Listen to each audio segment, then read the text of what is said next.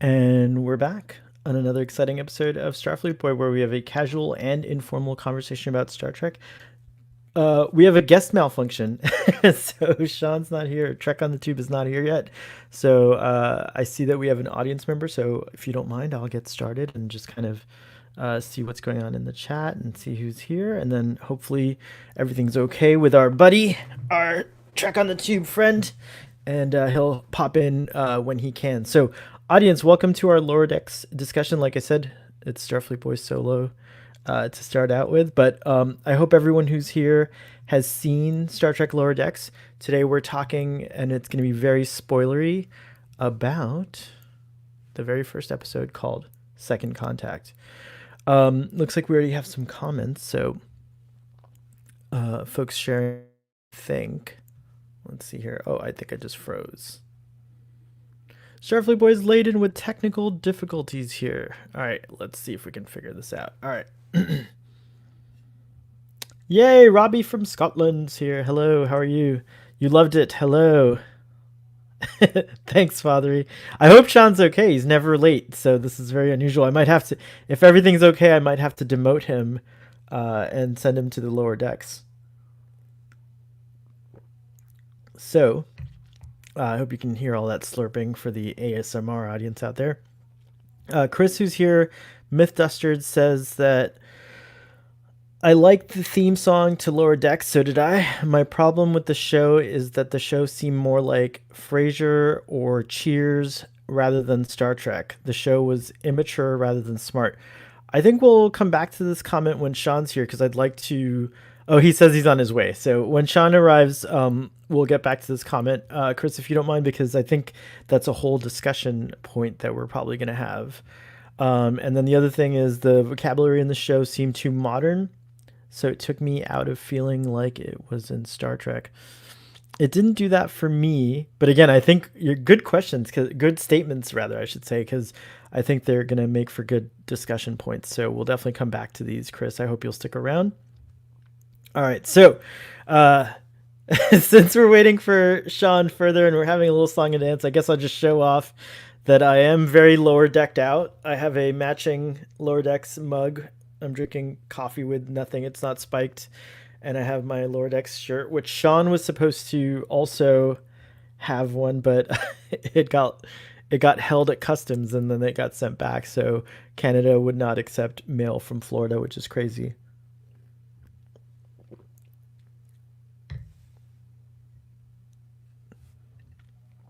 Robbie says, I think it went too fast. That is my only nitpick, to be honest. I know it's a 30-minute format. I thought about the same thing. I didn't want it to end. That being said, there was a lot jammed into those 30 minutes, I thought. And yeah. Yay! Toddy's here. He's going by Toddy now. You're late! I am not, sir. The stream was supposed to begin at 6:10, sir. So 18, what was it? 18:10? How do you say that? Does it? I just burped. I muted myself. That was great. It was supposed to be 10 past. You said 10 past. We had a discussion about it. Was at 10 past, and so I was, you know. No, I said I have to wait till wife on the tube gets home from work so that she can take over taking care of baby on the tube, which means I can't just detach myself. You had to hand the bridge to the night captain. I had to hand the keys over to the captain. Well, we have quite an audience already. Father's here. Robbie is here. So is PJ. I apologize for being late. So is Chris. So this is just how it is. Have you done the summary? No, I was just showing off zombies that I'm lower decked out. Zombies that we got in Star Trek. It's true. All right, so I figured you'd want to do the quick summary. So here I can do the summaries. Yeah, I think. And I'm by so the way, happy about this. Can I just say something? This to me feels like your Picard, like how I was sort of like. I know this is not a valid statement, but this for me, I feel like Star Trek has come back today. Wow. And I kind of felt that way with Beyond. I was like, oh, this is interesting. But Beyond is not the best Star Trek movie, but it's the best fan film that's ever been made. In my opinion. And this, I kind of, halfway through the episode, I was thinking... Well, it's a Kelvin film. Is this a fan film? Halfway through the episode, I kind of felt fan fiction-y, but then it's canon, it exists, and I mean this is the return to Star Trek. It's not the way that I was expecting it, nor that I, to be honest, would have wanted it. I would have preferred a return to Star Trek to be live action, to be serious, to be drama, and to be post-Nemesis.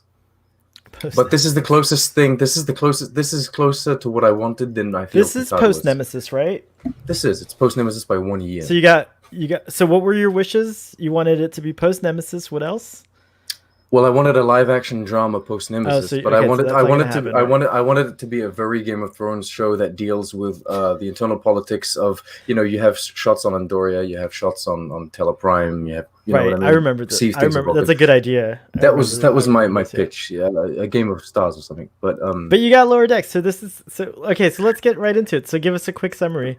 Do you want to? I can give you the summary. Yeah, right. And just another reminder, if you haven't read down there, audience, this is a fully spoilered out thing, and you can also help us out with the summary too. So if you think Sean's like off track, just feel free to. If you think I'm not good enough. All right, summary. The USS Cerritos is off on a second contact mission on planet what's its name, and so A plot and B plot. A plot. What's the A plot? The A plot is not the A plot is the Lower Decks, right? No, there's actually like multiple plots going on. Anyway, I've never seen you like this. This is so hilarious. So Mariner and Boimler. Boimler is told to watch Mariner because Mariner is like she does all this. She's up to shenanigans and she's not a very good quote unquote Starfleet officer, so she's always up to no good, and Boimler has to like check on her. They go off on their solo adventure dealing with the planet natives that are just a bunch of farmers. They have to deal with like a space giant spider. It looks like Shelob from bloody Lord of the Rings.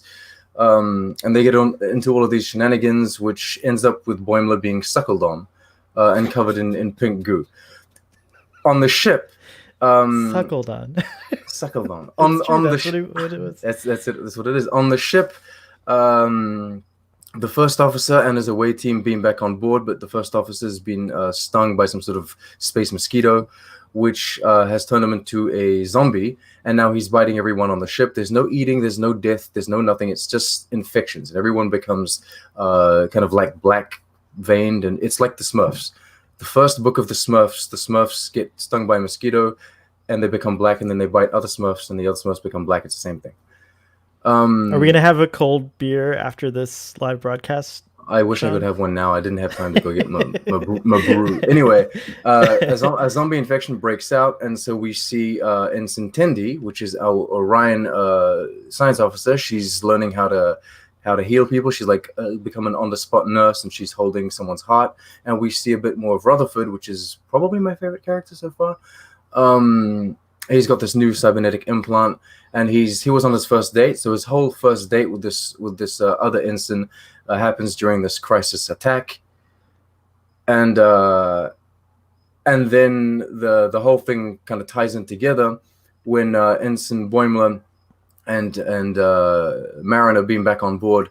The chief medical officer finds out, the chief Pulkatsky finds out that the pink goo on Boimler is the cure to the mosquito bites infection. They heal the crew, everyone's fine, and then the big reveal, which I did not see coming, but I was not surprised by, is that the captain of the ship is the mother of Mariner, and so she's trying to get her back on track, and there you go. That's the episode. Wow, that's a pretty decent summary. So before we get into the actual episode and do our usual Starfleet Boy thing and rate it and talk about it, I just want to. There's a lot of comments, so I just wanted to go back to the comments for a second. So let's see. We got. Can I react to the comments as we? Hello.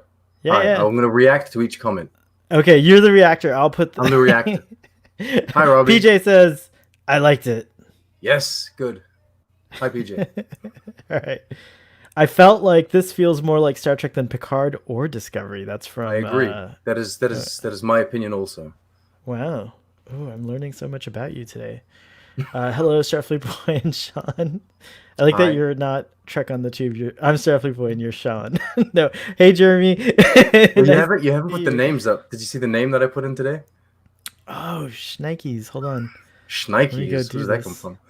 Oh, Is you this a know future why? swear word? You're confusing me. The names are there. They just Oh, here only we go. appear Oh, when we don't okay. have a comment. It I've is the accepted most putty. Trek feeling modern series thing. I agree, which is bizarre because it's animated. Go ahead, continue. I wonder how much they paid Shelob for the appearance. It did look like Shelob. That's right. Shelob. Every time we say Shelob, we have to whisper it like that. Shelob. She likes to eat hobbitses. Ooh, that's pretty good. Great first episode. Love watching it. Yes. And then Robbie earlier expressed that it went by too fast, and we were talking about that before you got here. So, You skipped one comment that I saw. Where is it? oh yeah, this I feel like is going to be a whole discussion point, which is I like the theme song. My problem with the show is that the show seemed more like Frasier or Cheers than Star Trek. The show is immature rather than smart, and I think this one too. The vocabulary in the That show one. seemed I want to too react to that one. modern, so it took me out of feeling like it was in Star Trek. Okay, Okay, go ahead and I want to react. point out that while the first officer is addressing Boimler on the bridge, and while the first officer is addressing the people on the planet, he speaks in a very different way than when he's just speaking to his friend or when the lower decks are speaking together. Or He when he's has speaking this to the captain, you see it really exactly. strong There's a in the very scene where yeah. he becomes more composed, he becomes more serious, and his vocabulary is less contemporary. It's less like, yeah, let's have a beer, dude. It becomes much more Star Trek.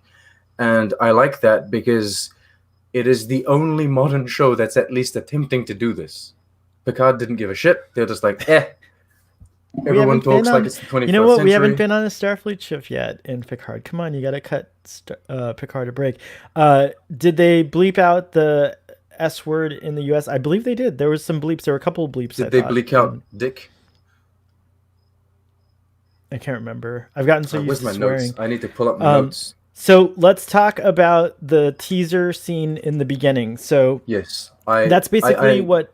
Oh, go ahead. no. So I was just saying, that I was telling people that because I showed people that scene at work. I was like, this is what Lower Decks is gonna be like, and then I told everyone I got a feeling this is literally the opening teaser to the opening episode, and that was it. It felt. Yeah, I think a lot of people predicted that too. It I does feel just a thought. bit disconnected from the rest of the episode though, because they talk about a space station and then they go to the planet. It feels more like a miniature trailer than it does like an actual part of the episode. Yeah, and I think also, but it kind of is a false start, right? Because like we think if you didn't know any better, you would think it was the captain's log that was being delivered, and there's this whole like you remember how like in Encounter I at don't like that Farpoint, it begins with Boimler. I That love is it. my I think that grief. He's not the main really, character.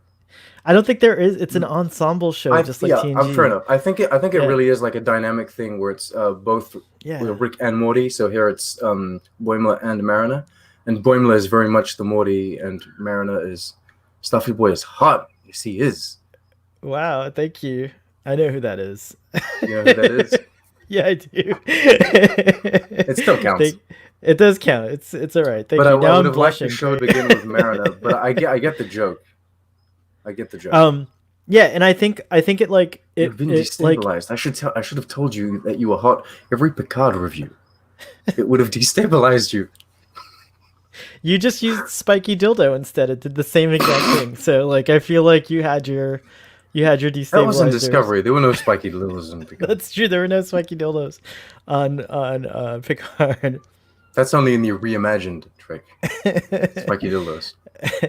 Oh my gosh, we're gonna get to this. I just want. Oh my god, the comments are great. Naked great Olympian workout room. All right, so my only comment on the teaser is that what I loved about it is that I already knew because we'd seen that scene.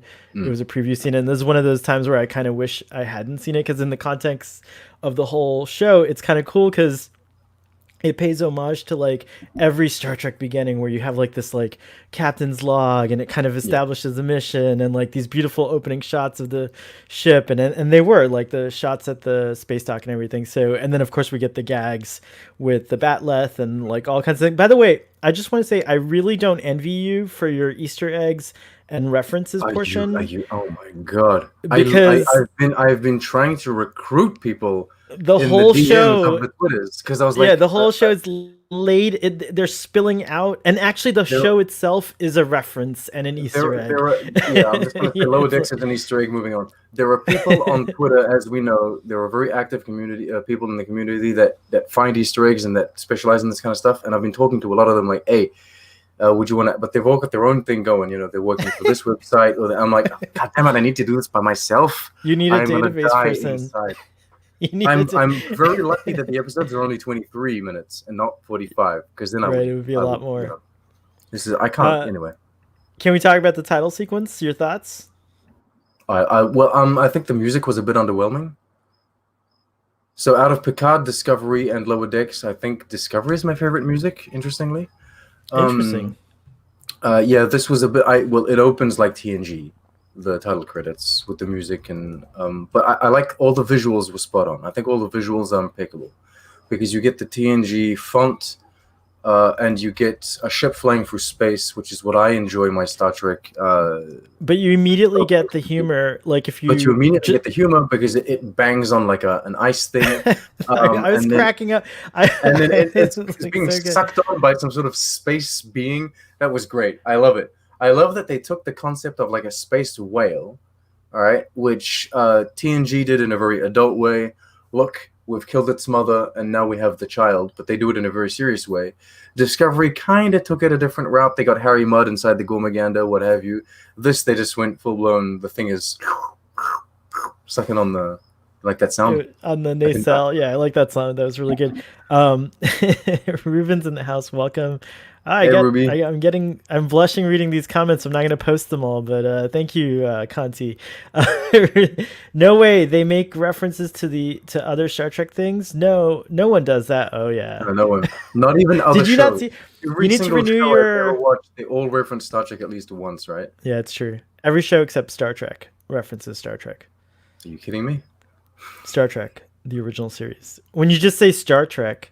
It's always default the original series, right? Because everything has there's a lot of references to Star Trek, the default original series in this episode. Yeah, it's true. Let's see here. The Sulu. What's that? Have you heard of Sulu? Yeah, he had a sword. Kirk. They mention everything. The cetacean. We could. This is not the. We're not going to go into everything, but it was like laden with references. It was crazy. The Easter eggs in Lower Decks has a lot of species Easter eggs. My favorite Easter egg of the entire show is something that you might not necessarily think of as an Easter egg to Star Trek.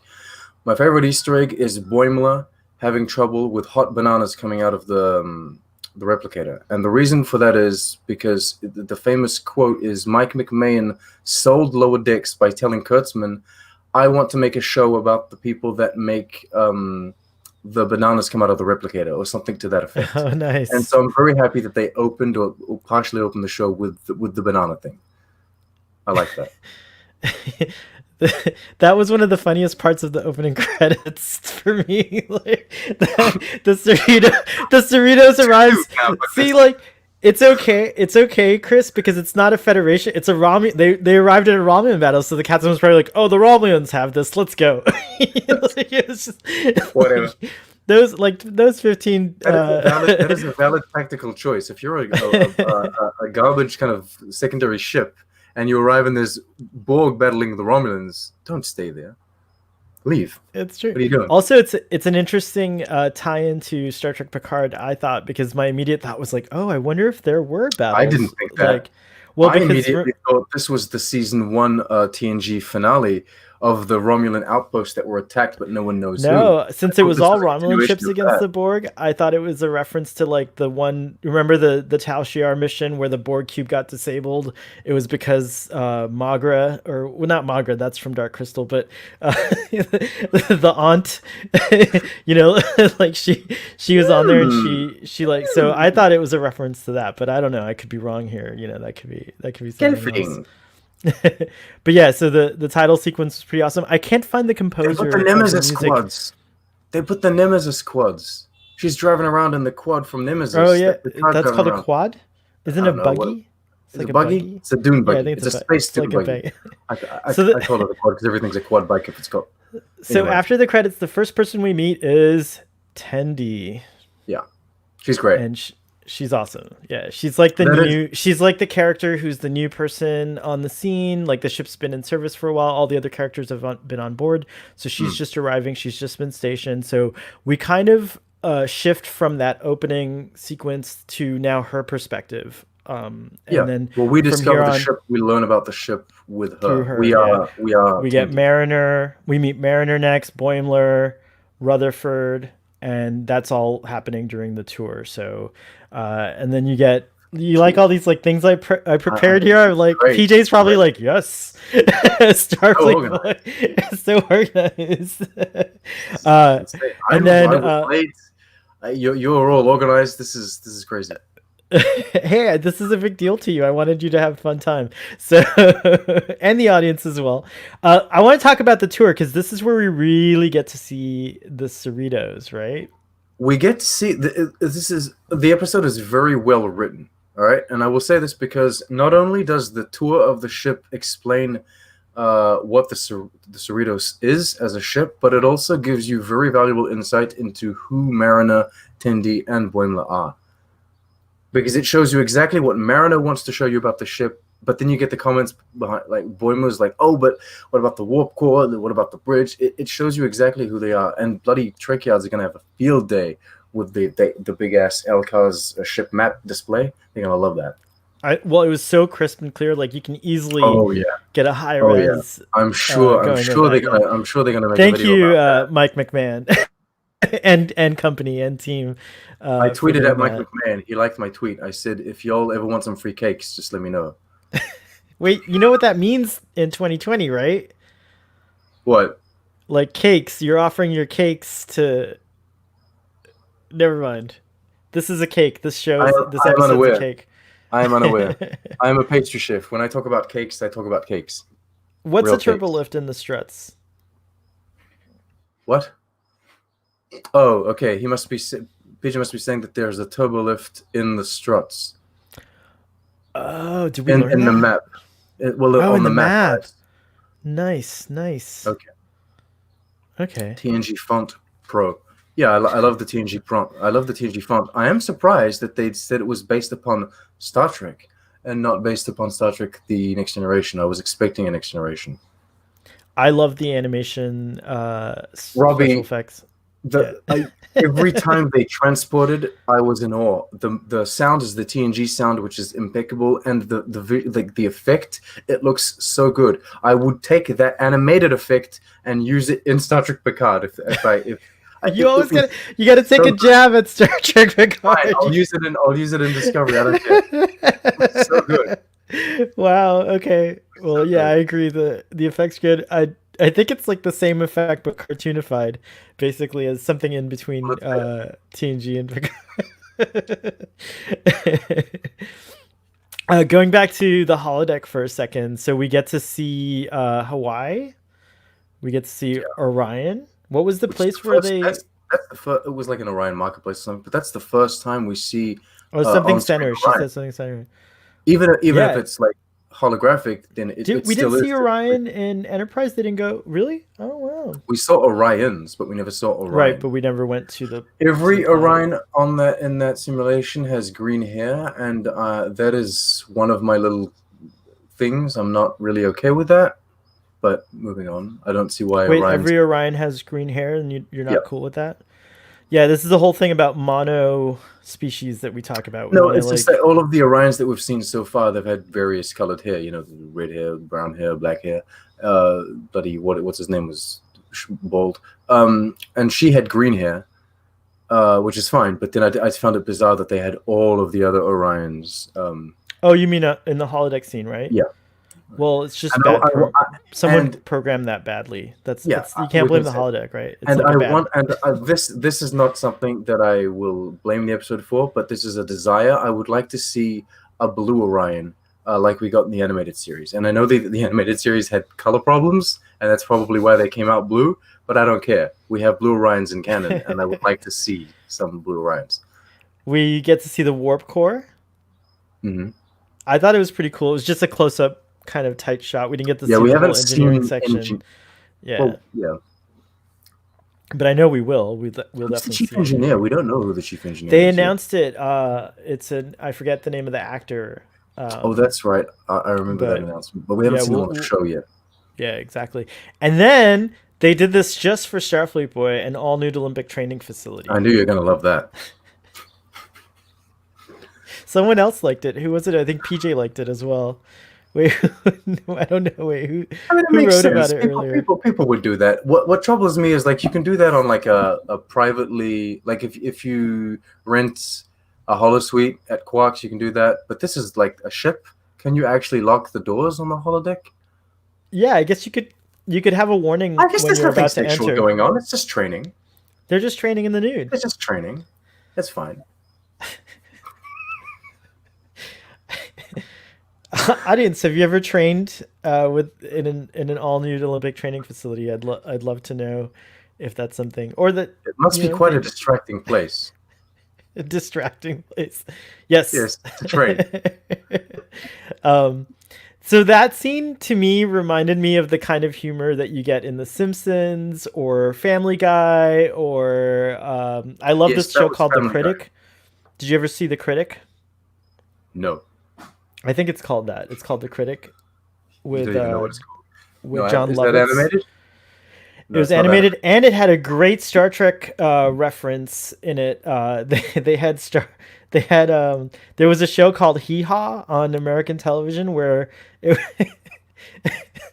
it was like I don't know. It's like I don't know how to describe Hee Haw, but they had Hee Haw: The Next Generation, and there's a really funny scene of the cast of The Next Generation doing square dancing Oh, okay.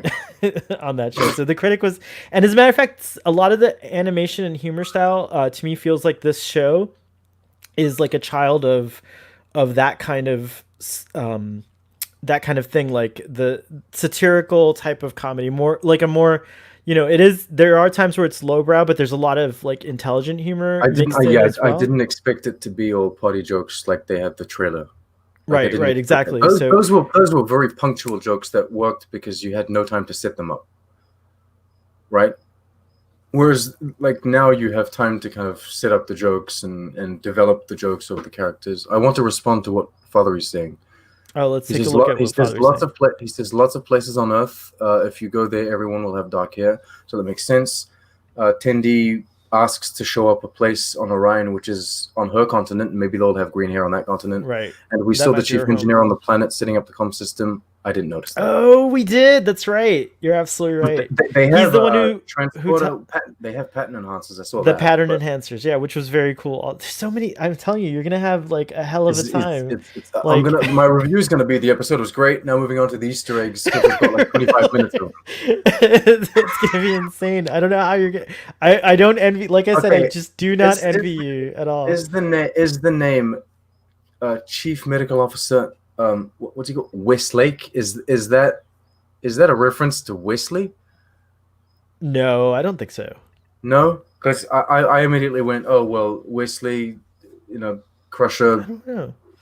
Is it anyway? I feel like Westlake. I feel like there's a place called Westlake. It might be an homage to that. So Robbie has not been to new training facilities. Neither have I, but now I have through this show. It must have been a bit. We'll organize someone. We'll organize a Star Trek themed new training facility someday. We could come on the show nude and no one would know. We could be like, I don't know. That I would could be I weird. could Okay. maybe just have my shirt on and nothing else. You don't know. And nothing else. Yeah, we could be nude right now underneath the. You guys might You not don't even know it. It might be a thing that we do. The Critic is awesome. There are Klingon characters in it. It's on YouTube. You could check it out on YouTube, Sean, and tell me if I'm on the mark about that. Okay. What was your favorite joke so far in the episode? What was your favorite joke in the episode? I have two. My favorite joke specifically is when Mariner is talking about how she had to fight a Yeti in Oh, a it's a Klingon reference to prison. Star Trek 6. It's And full yeah, of references, but I like the fact that she's all like, I had to fight a Yeti for no reason. He was just being a dick. And yeah, that was really funny. I find the delivery impeccable on how she says he was just being a dick. And my second funny moment, which isn't a joke, is when Rutherford he wants to feel his anxiety, and so they turn on his Mariner turns on his anxiety with his cybernetic implant, and he's like, oh my god, what am I gonna say? I don't know any jokes. And he's happy about being kind of stressed out. I thought that was great. That was pretty funny. Gosh, I have to say that like I found myself laughing so much, but my favorite jokes were like definitely. I didn't laugh once. What? I didn't laugh once. I cracked at those two things that I said. I cracked a smile, and maybe I went at the dick joke. But that was at my But that was my favorite. It was not a dick joke, but the joke about the Yeti being a dick. But that was fun. What? Now I'm curious. What TV show makes you like crack up, like where you're guffawing and laughing out Well, there loud? are specific moments in Family Guy where I crack up. There are specific moments in like What We Do in the Shadows that really get me. It really is like certain moments, right? Oh, I can't wait to hear when that happens finally on Lower Decks for you, where you finally just like you can't hold it back. Like I think Rick and Morty has done it a few times where it's like there's this one thing that's so absurd that I just crack up. But I think my favorite gag was definitely I just like silly humor like this. What was the suckling the suckling sequence? I was just the original suckling sequence didn't make me laugh as much as the second suckling sequence, where you can see that the spider is now calm. She's all soothed. She's just like lying down. It's like a gentle. It's just like a gentle. It's a gentle. She's tranquil. It's like, oh. I actually very much like the joke. The fact that he lost his underwear in the process, like there was no, like when she ejects him, he's just completely nude. I thought that was really. I enjoyed, but the joke didn't make me laugh as much, probably because I saw it multiple times as like a teaser scene. But when she's like, "Of course you don't count stupid Vulcan. That's like counting Earth," and he's like, "I did count Earth." That's right. I like that, but I've seen that before the episode, so. Let's see here. Why does a starship have a lot of comm systems? Is that a lot of communication systems? Ooh, this might be a question Father might be able to chime in. I don't know, actually. Well, he says they have a lot of ops, which is just operations, which makes it like everything is operations anyway, which is a general term. The final. Oh, that was a really funny moment too. The ending, the admiral being her husband, I guess, maybe ex. So wait, so she's Captain Freeman. Then we have Mariner, and then I guess with the admiral, maybe she's taking her father's name, like Admiral Could that be Admiral Freeman? I didn't catch the name of the admiral. Maybe he's Admiral Mariner, and the daughter has his name. Oh, that's what I meant. Sorry, Admiral Mariner. That's right. But mother kept her name. Captain Freeman, right? That's okay. That makes sense. Yeah, I guess that makes sense. All of it makes sense. It doesn't matter. Anyone can do anything. I mean, it makes no sense to obligate anyone to do anything with their names. I want to give a shout out to where's his actual name? To Ransom. My favorite guy is Jerry O'Connell. He's so great because exactly what you said earlier is the way he kind of changes his attitude, like when he's talking to the lower decks, or when he's just hanging out with his buds, and then when he's like being the first officer. I forget his name, but Bajoran security guy. Shax. All right, he's the. I think it's spelled like that. Shax. He's the Worf of the show. Times a million, though. He's like, let's blow up the warp core, like her. No. It's hilarious. He's like, let's blow up the ship. What are you talking about? It shows that there's this kind of like common thread among like how you get chosen for certain positions. Like, I guess like it's an interesting. There's like it's not so much chosen. I think you would apply depending on like how you or get applied for it. Yeah, it's true. But anyways, Ransom. Shout out to Jerry O'Connell, who's awesome. And I'm impressed because I'm gonna bitch on Star Trek short tricks. You're gonna bitch on it? Yeah, for just a second. All right.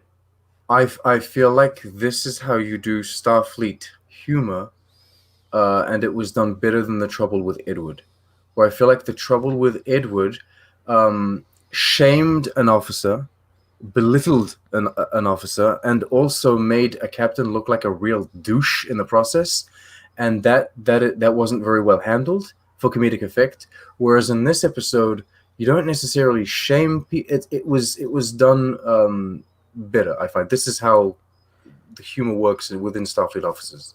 What do you guys think in the audience? I kind of have to. I like didn't hate. I kind of liked Trouble with Edward, and I defended it a little bit, if I recall. More than me, yeah.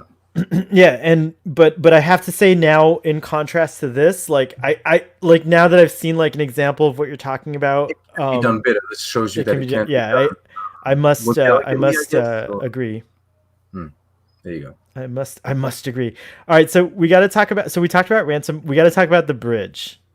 You got to talk about the bridge. You got to talk about the bridge. I enjoyed the fact that, well, I love the bridge, but I enjoyed the fact Yeah. that they showed us multiple angles. They got the cameras turning and everything. It's not just, oh, we drew a 2D slate of a bridge and we're always going to show that angle. The show is really dynamic in the camera angles that they use. They autofocus all the time. Of all the bridges I've seen, this is the first where I've seen it. It's just like a rectangle. There were no like it. You know, most bridges are kind of round. I feel. It's And the other Stargazer-ish, isn't it? was no. The Stargazer was also a round bridge. I feel like this is the first bridge I've ever seen that's not a circle. Oh wow! You're like, I gotta find out. No, Like- I'm not. I was just. I'm moving things around on my screens. I was like, ooh, he has to find a square bridge, but like a rectangular bridge. I just thought that was interesting. That was something that was unique about this particular bridge. I thought. I think the visuals are so great because it really does So clean and it like, looks like you the feel like TNG era, but Yeah. it's not quite as crisp and as clean cut as like the I'll tell you Enterprise what. D.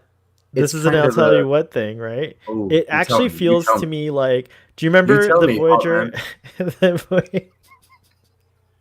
you remember the Voyager episode with what's the ship that breaks into three?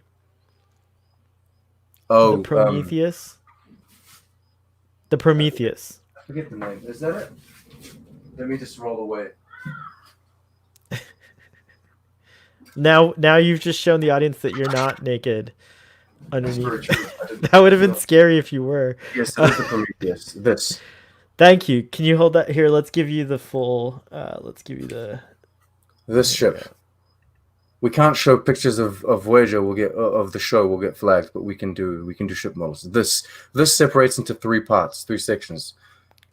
I And you remember can that see bridge being very it's got like the- much that so it reminds me of that era because the color like of the bridge reminded me of that, like the kind of like off-white egg white look to it, and you know, I just thought like it had that kind of simple, like much cleaner vibe, like a much more streamlined vibe, just like the Prometheus did. So I think the show does a great job of like going, all right, where would we be? We're like post Voyager even, right? Because Admiral Janeway should be back by now.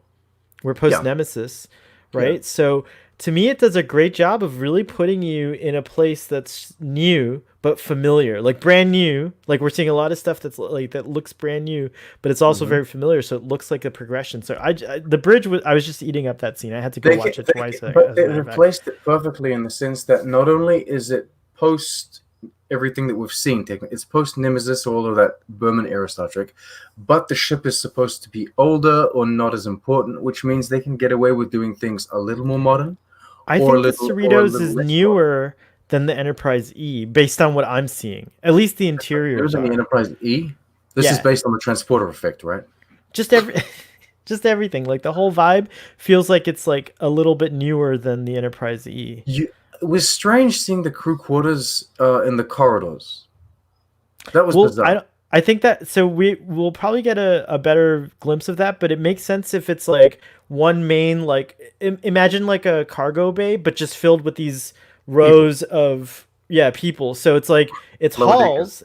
It is halls, but it's like, you know, it's like the crew quarters. So that's kind of how I imagine it. Like I like the bridge, but I did not think we spent enough time on the bridge to have much of an opinion. Well, we're going to. I don't think we're going to spend you're right, it is a little more quick time than what we did on the bridge. Maybe we'll do a Data's Day type episode and follow Boimler around and his day on the bridge. Although the show is that, basically.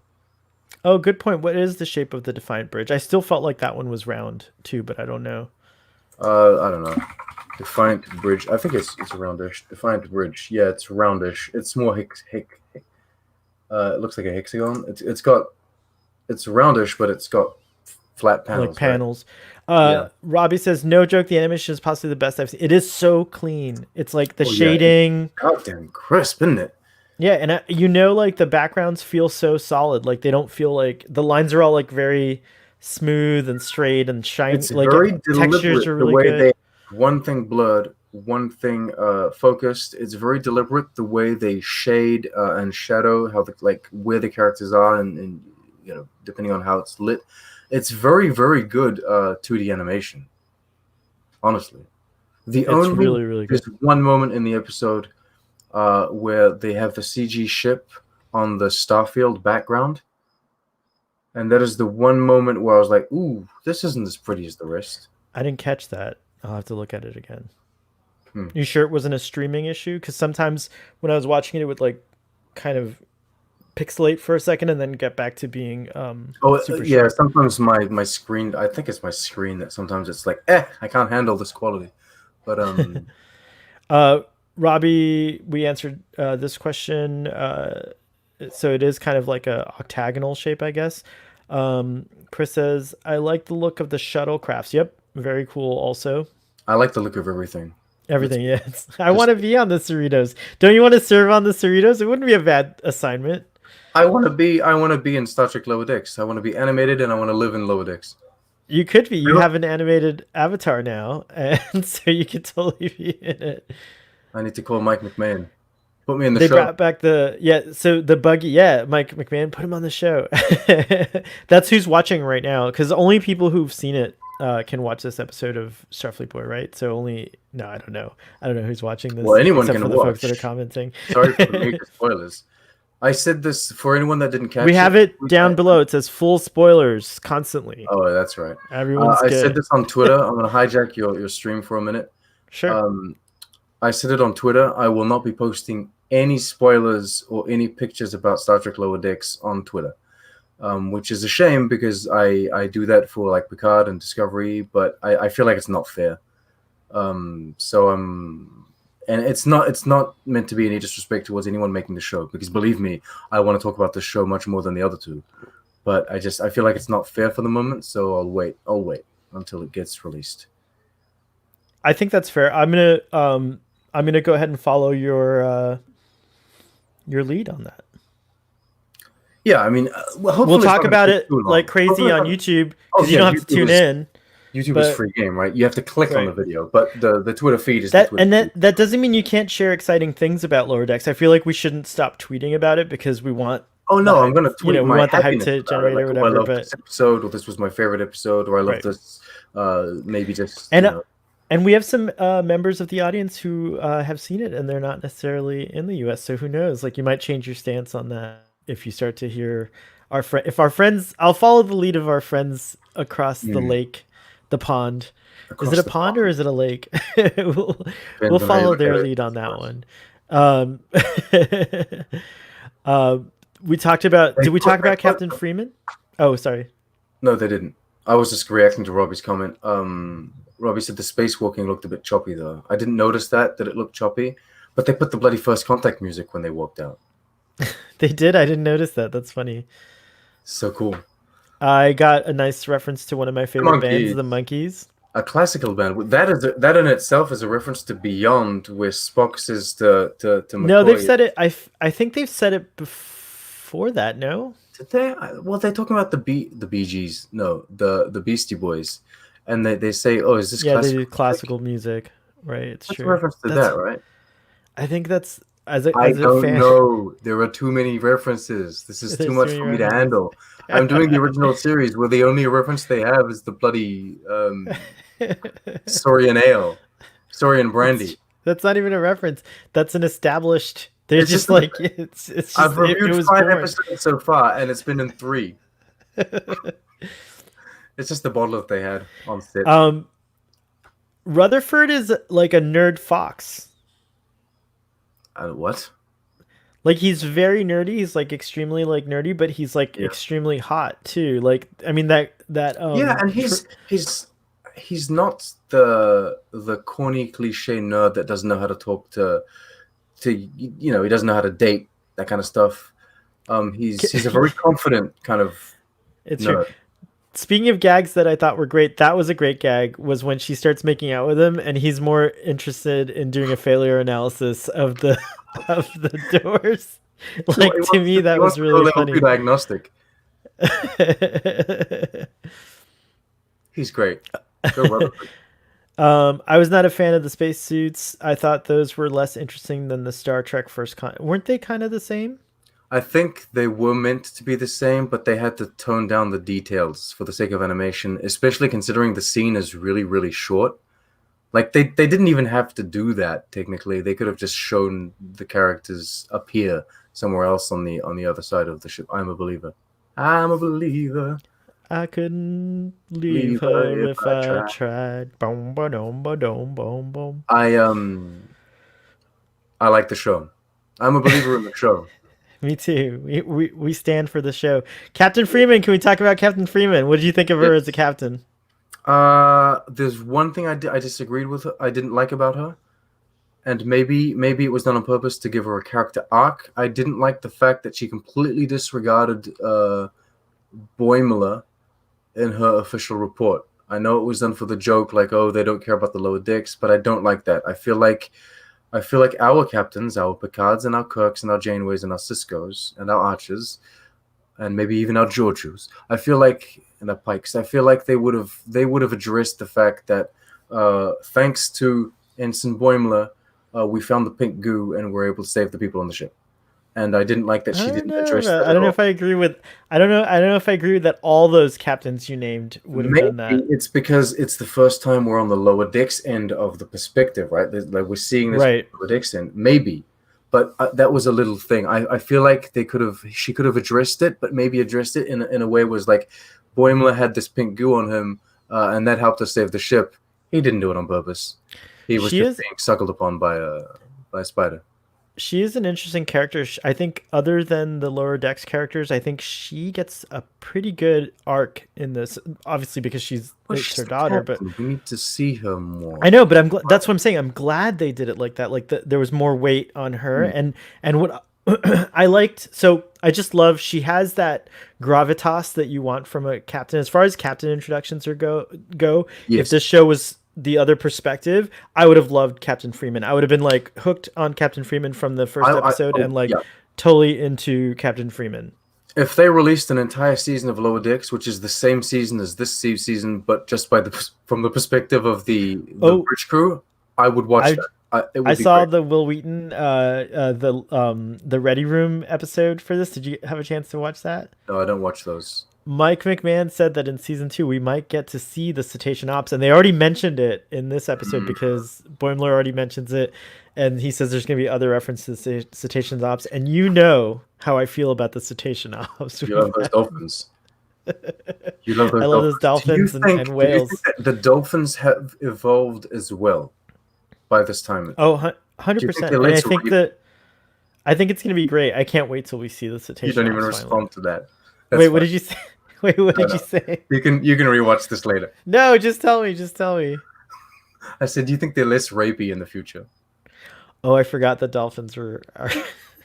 Yes, I think they went through sensitivity training and workplace harassment training before they were assigned to the Enterprise. Now the Cerritos, I don't know. I don't know. Oh, you think they got the lower decks of the dolphins? There might be a lower decks of the dolphins too. Could you imagine if there's a whole other show, a whole other layer? There's like the captain of the dolphins, and then there's the like the bridge crew of the dolphins. Well, I'm assuming there has to be one dolphin that communicates with, like, if the captain goes to see the dolphins, I need help. What do you think about this problem? There has to be one dolphin that takes charge. The captain dolphin. There's got to be a dolphin captain. There's got to be a leader dolphin. Do they have ranks? Like, it's going to be really interesting to see. Do they have floating uniforms that kind of float in the water? The monkeys, for those of you who don't know, was a reference to the 1960s around the original series aired. And it's a reference to Chekhov because they brought Walter Koenig on to appeal to the people who like the monkeys. So Chekhov look and appearance was meant to I evoke. can't deal with all. I will miss Easter eggs, people. I will rely on your comments to enhance the experience of the Easter egg hunt, because I It's won't be able to find them all. it's such a good show. You're gonna go nuts. This is like you're gonna. I can't wait to So hear. happy about I this. can't wait to hear about it. You know what? You know what? I might not be. I might not be allowed to say this. Our good friend, our fantastic friend, Nick, aka Kowalski, was honored to be able to see the 2 first episodes Right. red carpet, and so we're so happy for him. It's so awesome. So cool. Yeah. And he's not allowed to. So don't worry, CBS. I don't want him to get in trouble. He didn't spoil. He didn't say anything. He just shared his very simple opinions because I asked, and he said that he preferred episode 2 to episode 1, and he said that I would prefer episode 2 to episode 1. If that's the case, holy shit! Because Wow. Because you really love this episode. Well, I can't wait till we get to the rating. We have so much to we have so much to talk about still, but I can't wait pull till up a card and give everything a 10. Stress Free K is in the house. Hello, hello. Disco played classic house music during their party scene on the Harry Mudd episode. They had that frat party. They did. They did. I like the phaser battle and the trailer at the end. Oh, and I like the Doctor a lot. We haven't even talked about Dr. Ta'ana. Okay, so her voice is too young. That is my very slight. Yeah, I know. I nitpick these things. But I will get used to it. It's just because I was expecting her to be an old grouchy cat, but her voice is younger than what she looks like. Know what I mean? I have to answer this. Chekhov was a haircut reference to the Beatles, not the Monkees, and the Monkees were made in order to have an American equivalent to the Beatles. Okay, so yes, all of that's true, but if I'm not mistaken, I will try to find the reference for you, Chris. It was specifically the Davy Jones kind of look that they were trying to appeal to. If I'm not mistaken, also, and maybe someone can back me up here, but the Monkees were like heartthrobs, and so they wanted like someone like Davy Jones, and that's why the Monkees is what they went with as their mold for that. But you're right that the Monkees were an answer to the Beatles, so that's true. What was that? That's my Davy Jones. Oh, nice. We gotta go back to what was it? The phaser battle and like the Doctor. Yeah, we talked about Ta'ana. So I disagree. I think the Doctor sounds like how the Doctor should sound. I think I just built up an older voice in my mind, and so that's what I was expecting, and I didn't get that. But I'm sure I'll get used to it, and in 3 episodes I'll be like, she's fine. I'm glad that Chris brought this up because I wanted to talk about this. So, basically, Captain Freeman convinces Boimler to be a narc. Okay, so this would not fly if it wasn't her daughter. Right. I agree. Yeah. All of this is fine because it is her daughter, and she is specifically communicating to the father. We don't know if they're married, but she's talking to the father, and which is the admiral, and she's trying to get her off the ship. So this is fine, and it's also why I accept the Mariner comment, like, "Ooh, should have washed your hands, Captain." That's right. She's antagonizing her mother on purpose. But that was, and you don't know it's her mother at that point. You're like, oh right, my God. She's like straight up disrespecting the captain. Like, she's savage, but it's her mother. And then why the captain has so much tolerance. But, yeah, it's true. It's true. But that's fine. Your mom's not going to like Lower Decks. She's going to be very disappointed that the well, she can't see it for the moment. I think it's best she sees it when it's all out and she can watch the 10 episodes at once.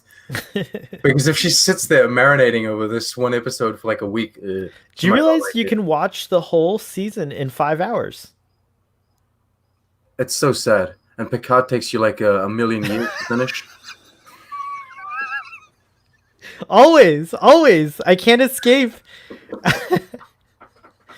I can't escape. I cannot escape it. We find out in that scene that Boimler's from do this Modesto. On purpose just to piss you off because I could talk about Discovery, but I go to Picard immediately just to. Shout out to anyone in the audience that's in Modesto, California. So Boimler's from Modesto, California. I think that's our first character from Modesto, California. Guess what famous person is also from Modesto, California? George Lucas. Oh, really? Yeah. Okay. So I thought that was kind of cool. I don't know if it was a reference to George Lucas, but I like that. Stress Free K says, I like the idea of the daughter mother dynamic playing out like they did with Crusher's, Kirk, and Cisco's male progeny. Yeah.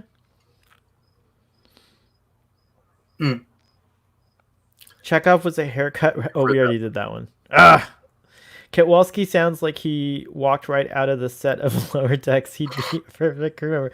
I think it would be amazing if Larry Nemeczek had a animated character, Kowalski, and you. I would love to be, but I'm not in your category. I'm not in your league, so I don't know if I would make it. But I would love to be on. Seen Larry Nemeczek's new profile picture? Yeah, no, I did. I commented on it. It was officially made by someone on the show, but it's not. It's made by I don't know the name of the artist, but I asked him, I was like, did you get this done by actually someone from, and he's like, no, he's a very talented artist, but yeah. By the way, ours, which I'm gonna put on the screen here in just a second. So good. This is so good. I don't know, audience, chime in and tell us what you think. We should just when we don't want to have our faces on, well, when we want to be naked. Yeah, guys, we're doing naked workouts in the background while we do the show, so you guys have to look at our avatars. That's right. They look better than us. But this is we have to give a huge shout out to Trekker Prize Gary, who was gracious enough to do these, and then we got a bonus, which is this one, and I think there's going to be one coming out soon that has him in it, so we could do our Trek trio thing that we like to do. So that's really exciting. Yeah, I was telling him you need to put yourself in the yellow, and then you need to put yourself in there as well. So hopefully, I can't wait. That's gonna be so exciting. Let's see. So Chris says, I agree. The voice of the cat doctor did not match for me, so you get a win on that one. The character I was expecting a raspier voice for the feline doctor. Yeah, I was expecting older, but then, and here's the thing, I didn't see the face of the actor behind the character either, so I didn't know what to expect. Anyway, there's no wiggle room on the Cerritos, Sean. Just letting you know. No wiggle room. There's no wiggle room. What? So we get to see the crew lounge. Or 10, it's bigger than 10 forward. It feels like a huge crew, like the lounge, right? Like, what did you think of the set? I loved it. I mean everything is great. What do you want me to say? It's all. I don't know. I just want that to be at Star Trek Las Vegas. They should create a real version of that lounge, the bridge of the Cerritos. Like, I just want to see how they look. Everything as Walkins. Everything feels like you could recreate it live action.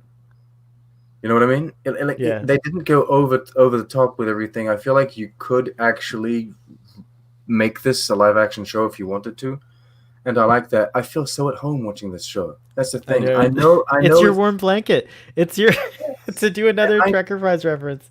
I know that it's comedy, and I know that some of the dialogue feels a little out of place, etc. And those are things that, I mean, it's different. It's new. It's you got to get used to the differences, and there are different styles of Star Trek coming out. But the universe feels right in ways that both Discovery and Picard sometimes failed to, in my opinion, do correctly. Right? Sometimes when I was watching, Picard, okay, look. All right, Starfleet Boy is going to step in here for a second. Can I just step in here for a second? I understand what you're saying. But Picard takes place 20 years after after Nemesis, right?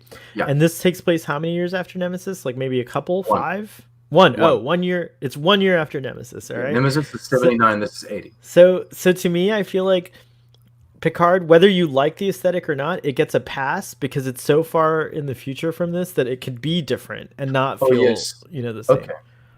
I'm not talking just aesthetic. I'm talking... I agree on the aesthetic thing, and so I give Picard kind of like. But also, I think Picard gets a pass because we only see Admiral Clancy's office, Starfleet headquarters, which felt like it felt no, like. But that's not what I mean. I mean like the way, and I know that these are details, and I know that when you take each detail specifically, it's fine. It's just a build-up. when the Admiral swears at Picard, and when you put that in common with the fact that they managed to clone Data with one of his positronic molecules or whatever, it's like that feels like magic. And there are all of these little elements that when you put them together doesn't feel very Star Trek-y to me. And that is something that I've been struggling with. The natural evolution of things for you. It just feels like that. I felt like 20 years is enough time where technology would be more advanced and feel like magic a little bit. I didn't think that the fractal neuronic and what about the magic cloning screwdriver from that they jacked that either. Doctor Who? See, I'm used to Doctor Who, and to me, even though Doctor Who does feel like he's waving a wand around, there's a really reasonable scientific kind of sci-fi explanation for how the sonic screwdriver works. So yeah, it looks like magic. I agree with that. I totally agree that like that's kind of new for Star Trek. We don't really often see magic wands being waved around, right? But I think that Expelliarmus. Expelliarmus. But I do think that it's still oh my god, but this is ridiculous. I know we don't have a lot of time with you, and I don't want to get off on go in the Star Trek Picard or any other direction. I want to keep on the Lower Decks track. How much time do we have left with you? By the way, I don't know. You don't have to defend Picard. It's fine. All I want to say is, deep down, my feelings inside of me. Yes. All right. Is that I feel at home watching Lower Decks. I want you to feel. I want you to feel like me.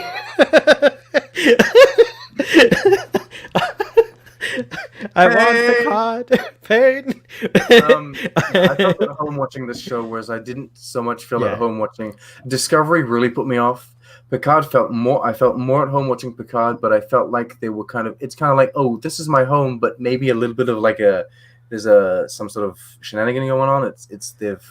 The cat. It's my house, but it's been redecorated. I see what you're saying.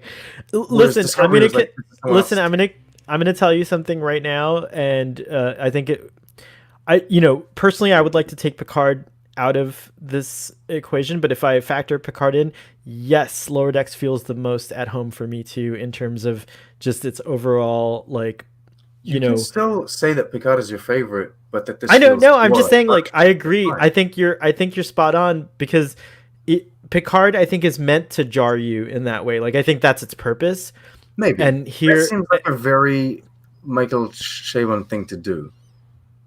Well, yeah, he's the showrunner. But anyways, I feel like it's in his intentions to sometimes kind of push that.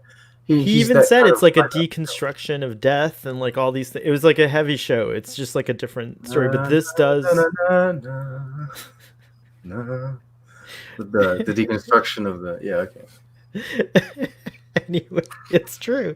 Anyways, coming back to Lower Decks, though, I 100% felt like I was dildos, and Picard has magic wands. Then Lower Decks has glitchy Vulcan implants. No, Lower Decks has straight up penises, as we've seen in a trailer. Oh yeah.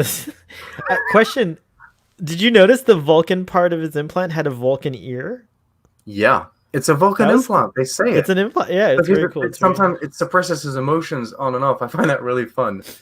I don't know how I feel about having cyborgs. Well, I like that Tendi says you're the first cyborg I've heard of in a long time. No, she says you're the first newly cyborg that I've ever met. Oh, gotcha. Which means she knows cyborgs that have been cyborgs for a while, but this is like Detmeyer, and providing any of the Discovery folks are still around, they would still have their implants possibly. And does Geordi count as a cyborg? No. No. I feel like I don't know, because he does have those little balls in his thing. You know what I mean? He's got the little. He has a neural interface, right?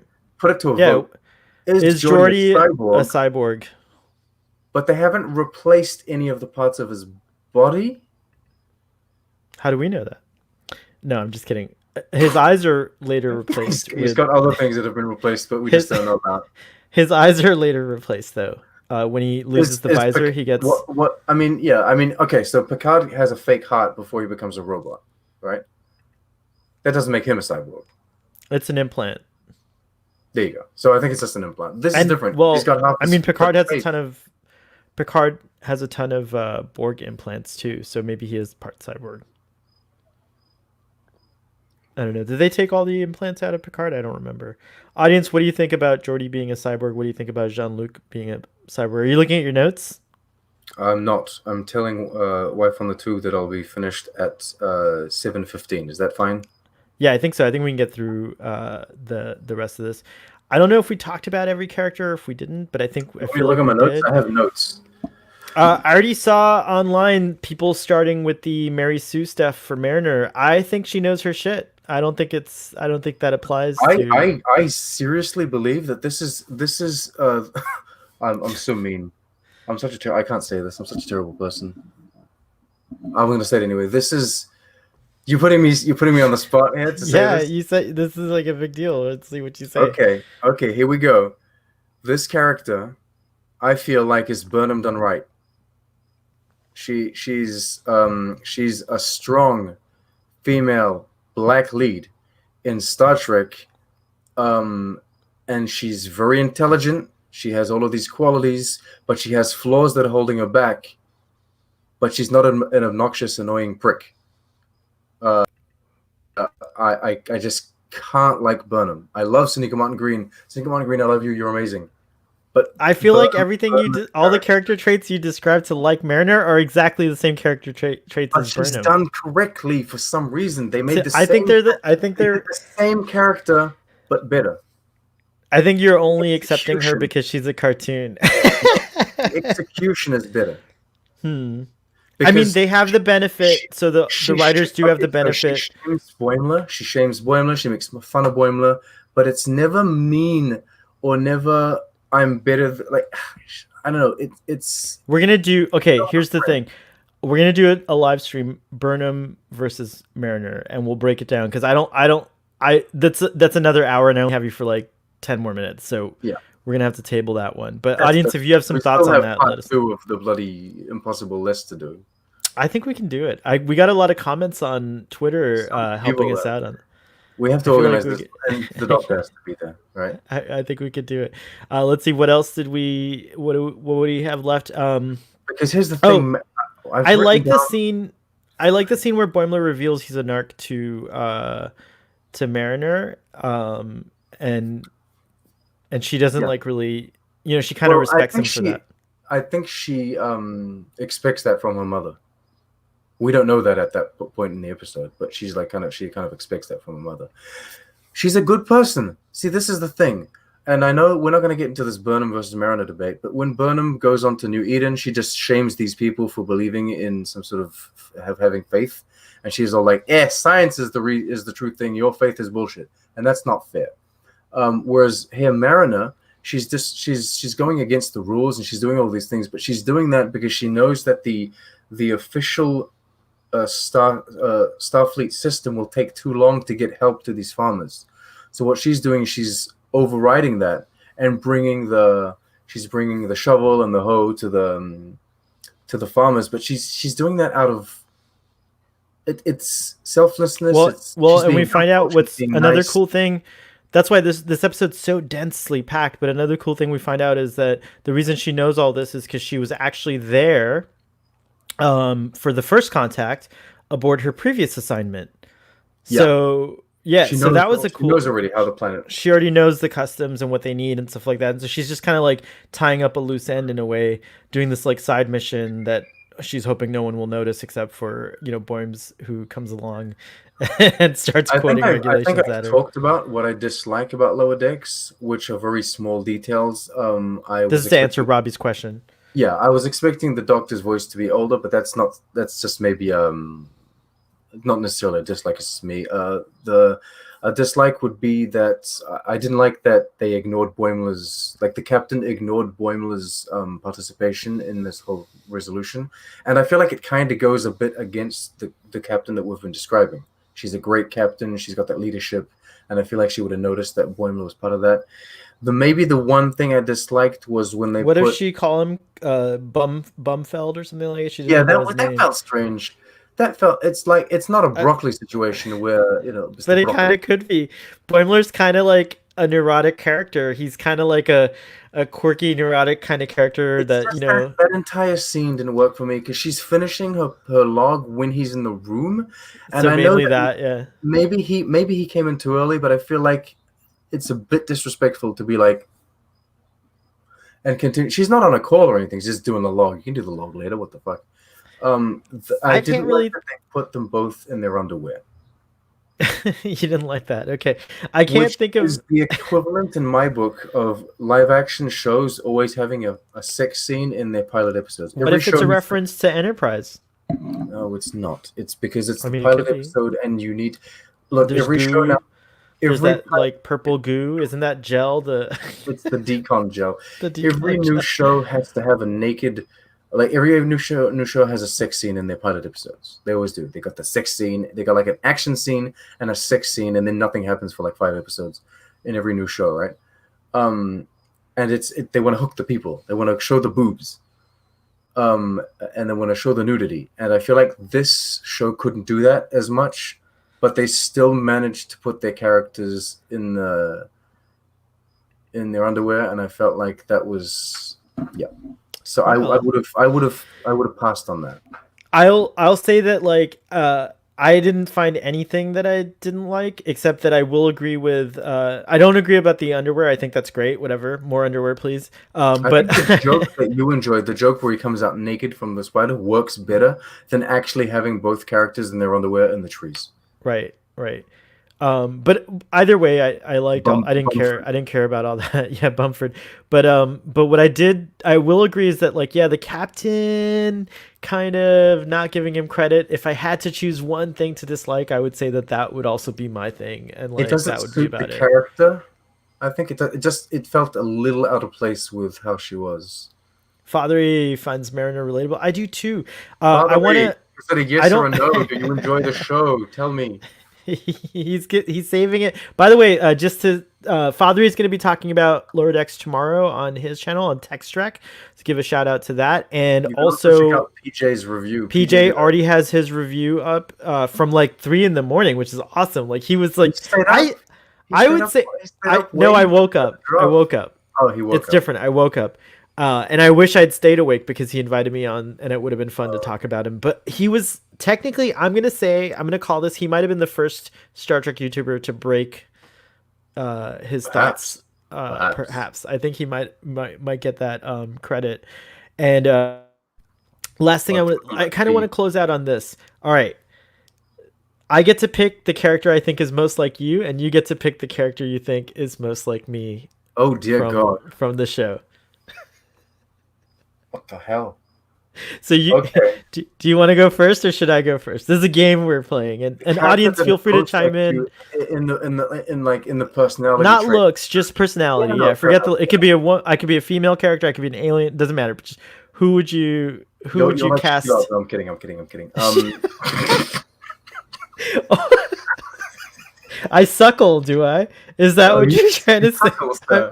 I'm a suckler. Okay, I see what you're saying. I look. All I know is you don't spit out pink goo. I'm pretty sure about that. Oh, we don't know. Who are you the most like? Should I tell you yours first? Go ahead. You tell me. You're 1,000% Mariner. In my view, yeah. Am I really? If you were a Lower Decks person, I would think you're Mariner. Am I really? Yes. You're rebellious but kind. You're blunt and rebellious but very kind-hearted and very true. You're valor. You have true valor, as we like to say on Starfleet Boy. You're so nice. You're so kind. Too. That's the same voice you did when you found out you didn't get a Lower Decks mug. So I think you see yourself as a different character. I don't see myself as anyone in that show. To be honest. I wouldn't have. But I have trouble doing these things. I don't know. Are you maybe Shax? When am I like demanding warp core breaches and things like that? No, you're Mariner. You're my daughter. I'm Captain Freeman, and you're Mariner. That's all. You did this game to be Captain Freeman. No, Shax is no. You don't demand warp core breaches, but you demand like tense because you're very emotional and you're like. Oh, I see what you're saying. An exaggerator. You're calling me an exaggerator. you're very you're like that. But then I'll take it. Hey, if that's who you think of me, that he's a creative, artsy kind of person because he's a Bajoran. You know what I mean? Oh, it's true. It's true. So I didn't even think about that. It's very good. All right. So for now, audience, what do you think? Did we correctly? Those of you who follow us, get drunk on space stations, so. You're 100% Mariner. You're just like her. I feel like, and I wish I was Captain Freeman in your eyes because you are like my daughter. It's often I have to send narcs. I don't know how I feel about the fact that I'm your daughter. I'm just kidding. Well, you do have your daddy moments where you tell me. I do. Hey. You're a real daddy. We're getting way off here. We have a couple of comments to go, and then we should give our ratings. Do the comments, because give the I know ratings, you have to go. And then I gotta leave. I gotta go eat. Just got back from watching it. It was pretty good. Did you catch the Mirror Spock reference close to the end? I think we did. I don't remember. I didn't catch it. Spock? I caught there was. He just said, yeah. She said Spock died. They talk about the whales. They talk about. They talk about Khan too. They talk about Star Trek 2, the Genesis device.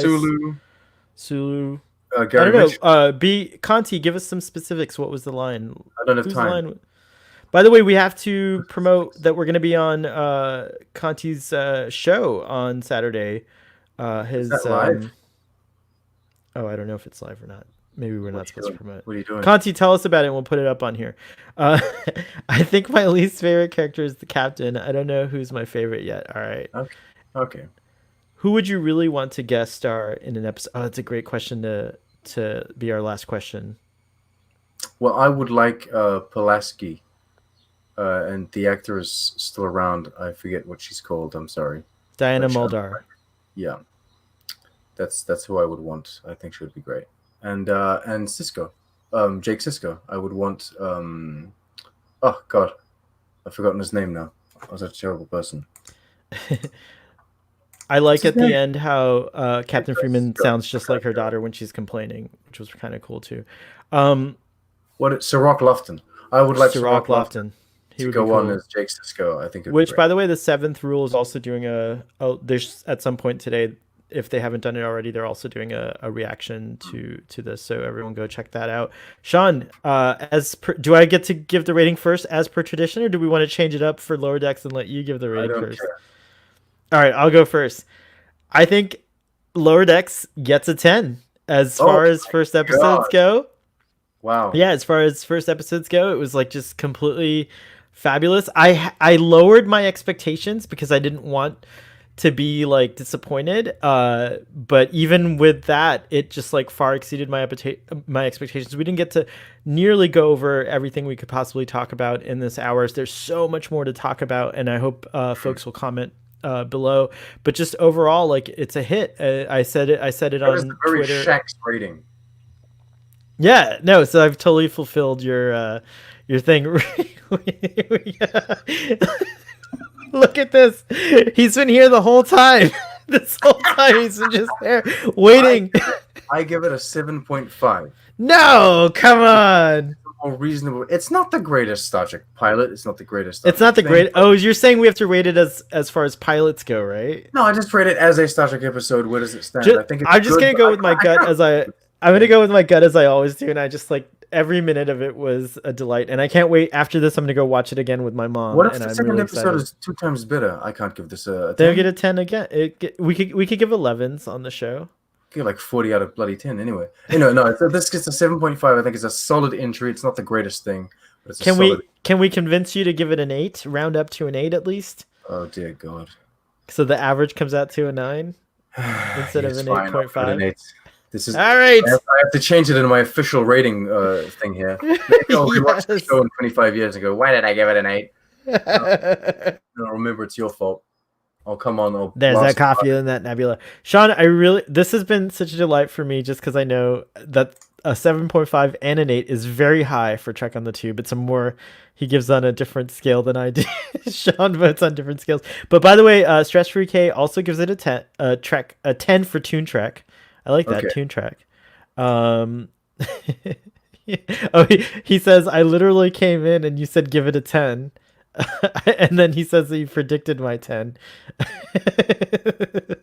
He predicted my 7.8, my 7.5 and 8. He knows us. He knows us too well. Ruben can do these discussions just him now. He doesn't need us. What is For sure. this? Here we go. Oh, not only are rankings pointless, you two turn the pointlessness into an art form. All right, we're gonna end on that note. Sean, do you have anything to promote before we go out? Lower Decks, watch it. I'm promoting Mike McMahon. He's an amazing person and I love him and I thank him so much from the bottom of my heart for making this. There you go. Ditto. I feel the same Go buy exact his way. book. I'm gonna go and buy TNG season 8.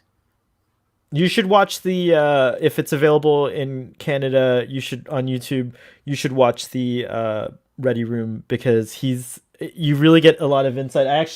We didn't get to go over it, but I have notes from the Ready Room and I just was so delighted at his perspective and the things that he was talking about. Like he's just spot on. But I feel like I might. I'm not going to these live shows and these after tricks and these talking things, and I'm just not too much of a fan of that. I think I might wait till like the Blu-ray comes out for this, and then I might not do a giveaway for this, and I might keep it, people. No, I might buy 2 and keep 1 and then do another giveaway to be consistent. But yeah. We'll have plenty of time to talk about it in future, but there's just so many things he said, like how the thought process behind Lower Decks that like were spot on, and I think you're gonna appreciate it from I think it's no secret that you're an aspiring screenwriter, and that you would love to possibly one day maybe write for Star Trek. And he talks about how he broke into the business and how he became a writer. And I think you should just you especially, I think, especially since you really like Mike. Yeah, you should really watch it for Mike McMahon. Go check out Solar Opposites too. That's a great funny show. Yeah, I'll have to check that out. All right. Over and out. Thank you for joining us. See you next Thursday, Sean.